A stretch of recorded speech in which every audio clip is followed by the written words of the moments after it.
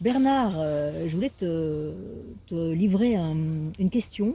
Je m'apprête à travailler au lycée agricole à côté de chez moi avec une classe de terminale. Ce sont des jeunes gens spécialisés en technique agricole et leur prof leur a demandé quels étaient leurs grands chocs esthétiques, leurs émotions esthétiques. Et ils ont répondu pour la plupart la beauté des machines, la puissance de certains engins, alors je ne connais pas les termes, mais des moissonneuses, batteuses, enfin des trucs extraordinaires. Et voilà, je pars de là, j'ai envie de faire connaissance avec ces jeunes gens, Mm, mm. et je voulais savoir ce que toi, tu leur dirais, qu'est-ce que tu en disais, toi qui as été dans leur cas, en fait, pendant une bonne partie de ta vie professionnelle. Eh bien, qu'est-ce que je les comprends? Tant Qu'est-ce que, mieux. qu'est-ce que je les comprends? Parce que moi aussi, j'ai été fasciné, c'est superbe. Ces machines sont vraiment belles, sont bien faites, sont attrayantes. Bon, voilà. Et moi, je suis entré voilà, dans ce jeu-là en tant qu'entrepreneur. Alors, je pense que les jeunes dont tu t'occupes sont plutôt dans l'agriculture. Agriculture. Mhm. Moi, j'étais plus dans les espaces verts. Mhm. Et donc, ça remonte quand même. Et donc, j'étais un des premiers à vraiment investir dans du matériel, voilà, de camions, grues, tracteurs, etc. Voilà, ce genre de matériel. Et je courais les salons d'agriculture, des espaces verts, et que ce soit en Belgique, en France, en Allemagne. Et voilà, donc j'aimais beaucoup ça. Et je dois avouer que j'ai fait beaucoup de travail avec tout ce matériel, et ça m'a permis voilà, de construire une belle entreprise. Une belle entreprise, et ça a duré une vingtaine d'années. Mhm. Une vingtaine d'années avant que je me pose certaines questions. Voilà. Alors, je reviens un petit peu en arrière. Il y a tout le temps des nouveautés. Tu disais que tu courais les salons. Il y a des sorties spectaculaires, des techniques de pointe, un peu comme dans les belles voitures. C'est Tout à ça. fait. Mhm, Tout à fait, oui, mhm, oui. mhm. Oui, voilà, tout ça est en perpétuelle évolution. Et donc, une fois qu'on entre sur ce chemin-là, eh bien, voilà, on a envie toujours d'avoir le dernier modèle, la machine qui travaille à mot de sol, voilà, les chenilles qui sont vraiment adaptées au travail qu'on fait. Mhm. Et c'est un vrai bonheur de travailler avec ce matériel. Mhm. Mais, voilà, un certain temps. Tu disais que tu t'étais à un certain moment posé certaines questions. Est-ce qu'il y a eu un déclic? Est-ce qu'il y a eu Oui, une prise de conscience, quelque chose? oui. Donc, peut-être ce qui me différencie du monde agricole, c'est que moi, j'avais des interlocuteurs, j'avais des clients. Oui. J'avais des clients. Donc, je travaillais pour des clients qui sont plutôt dans le privé, dans le public aussi, mais le privé. Et dans le privé, euh, je, je me suis rendu compte que euh, ces machines me coupaient d'une certaine réalité, et de certaines émotions que je ne vivais plus. Mhm.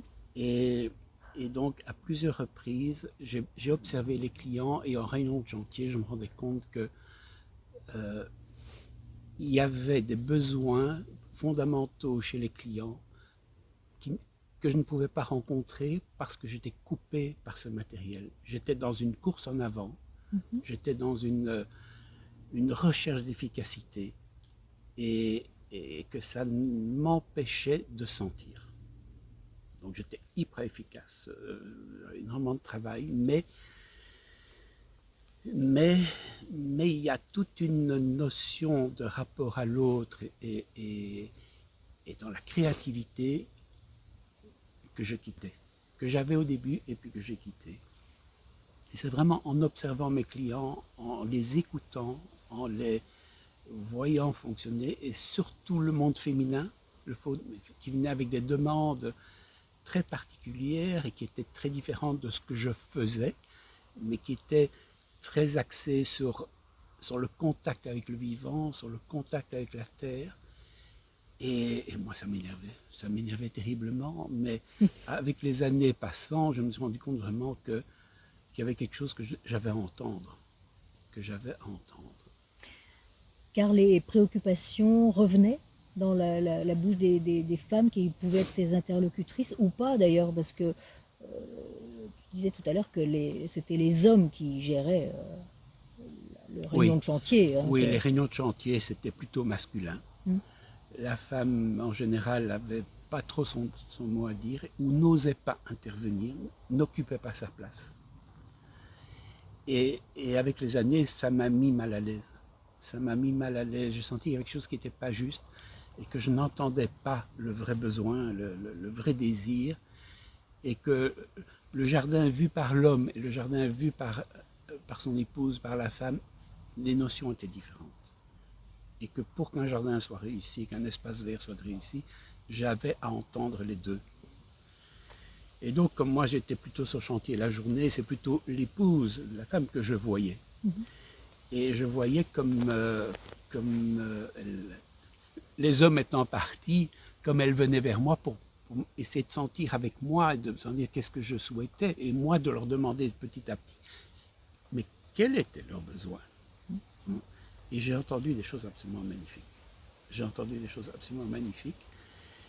Et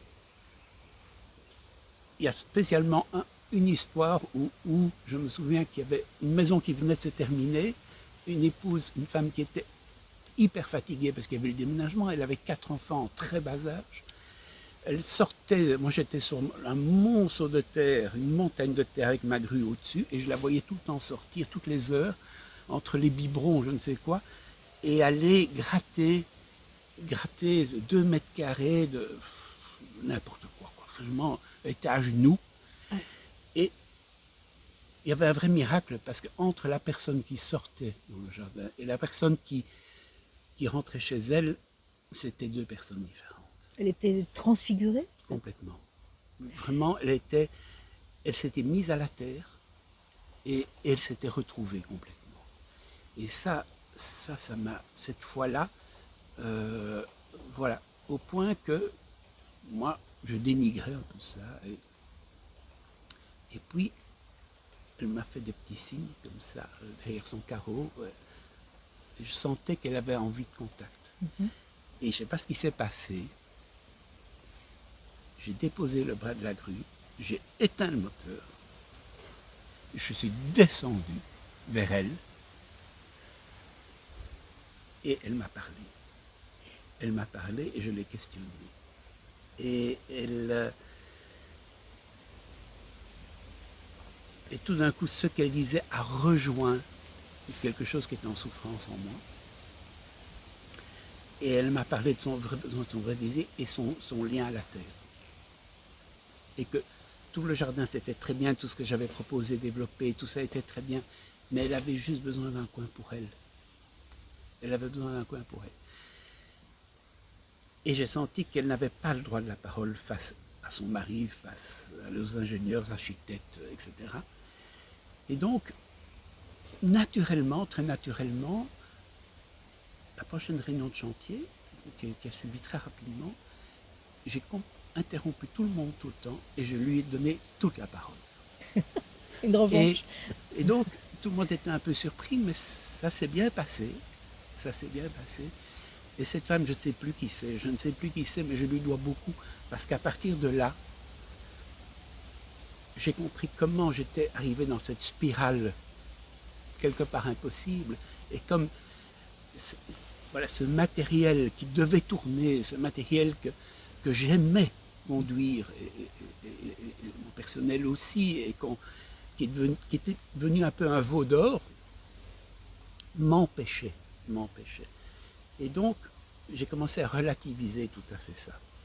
J'ai fait un peu une désescalade, et voilà, ça m'a ouvert beaucoup de portes, et donc ça m'a aussi ouvert le champ de l'écoute, et de ne plus faire des jardins pour moi, dans le sens qu'il m'appelait parce qu'il savait que je faisais des choses pas trop mal, et que voilà, il me laissait un peu carte blanche, et qu'en fait c'était tout à fait faux, parce que ces jardins n'évoluaient pas. Ces jardins étaient un peu une vitrine pour eux, mais n'y allaient pas, n'y travaillaient pas. Et à partir du moment où j'ai compris ça et que j'ai commencé à les interroger, à faire des jardins pour eux, en fonction de leurs vrais besoins, de leurs vrais désirs, ce sont des jardins qui sont devenus habités d'eux-mêmes. Et moi, j'aimais beaucoup ça parce que je pouvais quitter ce jardin, je savais qu'il était dans de bonnes mains. Et qu'ils allaient. Et souvent, et encore aujourd'hui, j'ai constamment des gens qui me rappellent, qui me disent, bon voilà, on aimerait un peu modifier, on aimerait ceci, venez, etc. Et donc, pour revenir à ta question, voilà, juste dire que la machine, oui, mais attention, c'est pas elle qui dirige. Si elle m'empêche de garder, si je perds mon lien au vivant, à la terre, à cause de la machine, non, elle est un outil. Comme une bêche est un outil, hein, mais elle est au service du vivant. Voilà. Moi, mais oui, à cette beauté de machine, c'est beau, quoi. C'est intelligent, c'est bien fait, c'est costaud, voilà. C'est ça que j'aimerais qu'on reconnaisse aussi, c'est que c'est très intelligent, c'est intelligemment conçu et intelligemment conduit aussi. Il faut de l'intelligence pour conduire bien une machine. Ce sont des machines, toutes sont très adaptées aussi, ce qui est important. C'est vraiment... il y a une machine pour chaque usage. Bon, c'est aussi sur le problème, parce que c'est aussi une escalade. Hein. Pour finir, tu as besoin de machines pour tout. Et voilà. Il y a des pièges. Bon, voilà. Et je pense, je connais moins le monde agricole, mais je pense aussi qu'il y a à revenir à moins de puissance. Voilà. Tu disais aussi tout à l'heure, tu parlais des étangs. J'aimerais que tu nous dises un mot sur le rêve d'un étang par un homme. Que tu as appris à interroger et à creuser, si j'ose dire, avec un jeu de mots. Oui, alors, j'ai eu pas mal de clients qui me demandaient, voilà, qui avaient des idées fixes sur, voilà, je prends l'exemple, je t'avais parlé de l'exemple de l'étang, un bassin, un étang, etc. Et je faisais, effectivement, on faisait un bel étang. C'était bien, hein, c'était très très bien. Mais je voyais, il me semblait que c'était pas aussi bien qu'il l'aurait espéré. Et donc je me suis beaucoup interrogé sur ça et j'ai commencé à poser des questions sur qu'est-ce qu'il y a derrière l'étang? Pourquoi un étang? Pourquoi un étang? Dites-moi, qu'est-ce que ça évoque pour vous un étang? Eh bien, j'ai été très surpris, ça m'a beaucoup réfléchi, c'est qu'en fait, c'est toujours lié à une expérience, à un souvenir. Le plus souvent, que ce soit pour l'homme ou la femme, etc., c'était l'enfance. C'était les cousins, c'était jouer, c'était tout ce qui s'est passé autour de l'étang, du mystère de l'étang, des barques, des choses comme ça, des moments d'émerveillement, et aussi des amours. Et aussi des amours, des périodes romantiques, amoureuses, on était au bord de l'eau. Et donc, à partir du moment où c'est exprimé, qu'on sait pourquoi, il est évident que l'étang que je vais faire ne va pas être celui-là. Jamais, tu vois, ça ne va pas être celui-là. Et alors, le plus souvent, on ne va pas faire d'étang. En fait, voilà, maintenant je vois, mais en fait, c'est plus nécessaire. L'étang intérieur, il est dans le cœur. Maintenant, merci de m'avoir dit ça. Maintenant, je vois quel rêve je poursuivais et on va en faire un autre. On va en poursuivre un autre, on va en créer un autre. On va aller à la recherche de nouveaux rêves. Et donc, voilà, j'en ai plein des exemples comme ça où le jardin, l'idée préconçue du départ, à partir du moment où on est dans l'écoute, dans l'échange, etc., eh bien, il évolue vers tout à fait autre chose. Et donc, on est tous, et alors on crée ensemble. Voilà. Et pour rebondir sur ce que tu dis des étangs, est-ce qu'on pourrait imaginer de poser la même question à des jeunes gens qui vénèrent des belles machines en leur demandant « Et pourquoi vous voulez conduire une grosse machine ?» Mais bien sûr. Est-ce que tu as vécu cette expérience? Est-ce que tu peux témoigner pour toi? Qu'est-ce que je vis quand je la vois, quand je monte dedans, quand je démarre le moteur, quand je l'utilise, Bien sûr. hein, attends, moi je me sens hyper puissant. Mm. Je me sens fier, je me sens puissant, je me sens en sécurité. Euh, quelque part, je suis le roi. Je suis là. Et c'est bon d'être le roi. Bien sûr. Hein. Et bon, et même si je vais plus loin, je dirais aussi, bon voilà, je me compare aux voisins. Et tout ça est normal. Mais il faut en prendre conscience et puis en faire ce qu'on a besoin d'en faire. Mais il faut pas être dupe. Il ne faut pas être dupe parce que tout ça fait partie d'un certain commerce et qu'est-ce qui est le plus important? Chacun en âme et conscience de dire qu'est-ce qui est le plus important pour moi. Je crois qu'on peut prendre la conscience que tu as prise, toi, tu disais vers la quarantaine, hein, c'est ça? Oui, Est-ce que tu penses qu'on peut prendre cette conscience de nos jours, étant donné l'état d'urgence dans lequel on se trouve, euh, très tôt, plus tôt? évidemment. Évidemment. Oui, tout à fait. Je crois vraiment qu'aujourd'hui, aujourd'hui, les jeunes sont beaucoup plus mûrs, quoi. Ils sont, voilà, ils ont des exemples autour d'eux. Moi, j'avais pas tout ça. J'étais le premier, un des premiers qui faisait. Voilà, j'étais dans l'ivresse. J'étais dans l'ivresse. Magnifique. C'était un moment. Je ne regrette rien. Je ne regrette pas. Je ne regrette pas, mais ça me donnait une puissance qui faisait que quand il y avait une montagne à droite, eh bien, j'avais besoin de la mettre à gauche. Et ça, j'aimais bien. Déplacer les montagnes. Je déplaçais les montagnes, tu vois. Parce que cette machine, il faut l'utiliser. Tu comprends? Et donc, ça te donne un pouvoir, tu peux changer un paysage, tu peux changer. Et attention. C'est selon pour chacun. Merci beaucoup. Merci à toi.